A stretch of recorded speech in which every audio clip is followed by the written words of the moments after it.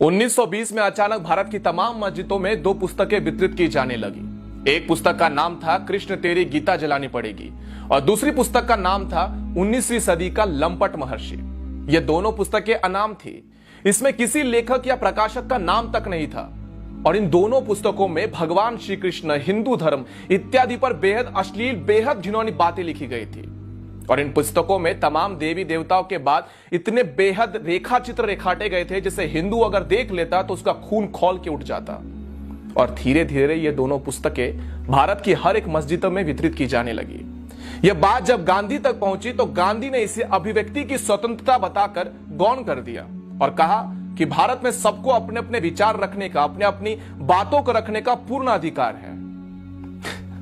फिर एक दिन अचानक 1923 में लाहौर स्थित राजपाल प्रकाशक के मालिक महाशय राजपाल जी ने एक पुस्तक प्रकाशित की जिसका नाम था रंगीला रसूल। उस पुस्तक के लेखक का नाम गुप्त रखा गया था और लेखक की जगह लिखा गया था दूध का दूध और पानी का पानी। हालांकि उस पुस्तक में असली लेखक पंडित चंपूपति थे जो इस्लाम के जाने माने विद्वान थे और सबसे अच्छी बात यह थी कि उस पुस्तक में कोई भी झूठ नहीं था बल्कि तमाम सबूतों के साथ बकायदा आयत नंबर, हदीस नंबर इत्यादि देकर कई बातें लिखी गई थी। 1.5 वर्षों तक रंगीला रसूल बिकता रहा पूरे भारत में, कहीं कोई बवाल नहीं हुआ। लेकिन एक दिन अचानक 24 मई 1924 को गांधी ने अपने समाचार पत्र यंग इंडिया में एक लंबा चौड़ा लेख लिखकर रंगीला रसूल पुस्तक की खूब निंदा करी और अंत में 3 पंक्तियां ऐसी लिखी: मुसलमानों को स्वयं ऐसी पुस्तक लिखने वालों को सजा देनी चाहिए। गांधी का यह लेख पढ़कर पूरे भारत के मुसलमान अचानक से भड़क गए और राजपाल प्रकाशक के मालिक महाशय राजपाल जी के ऊपर केवल 3 वर्षों में 5 बार हमले हुए।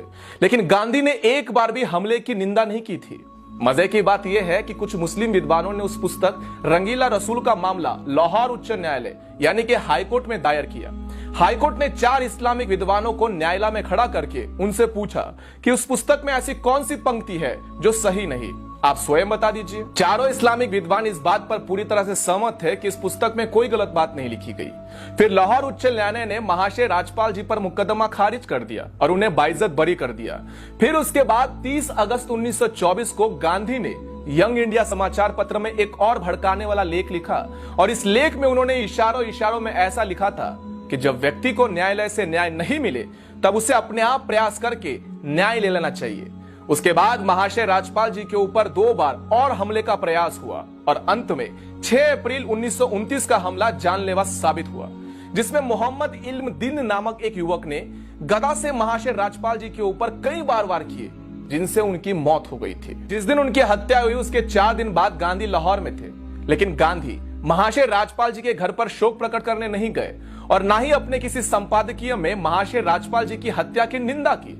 उसके बाद अंग्रेजों ने मुकदमा चलाकर मात्र 6 महीनों में महाशय राजपाल जी के हत्यारे इल्म दिल को फांसी सुना दी और वो भी इसलिए कि देश में हिंदू समाज जो था वो पूरी तरह से उबल रहा था और अंग्रेजों को लगा यदि उन्होंने जल्दी से फांसी नहीं दी तब अंग्रेजी शासन भी बर्खास्त हो जाएगा, खतरे में आ जाएगा।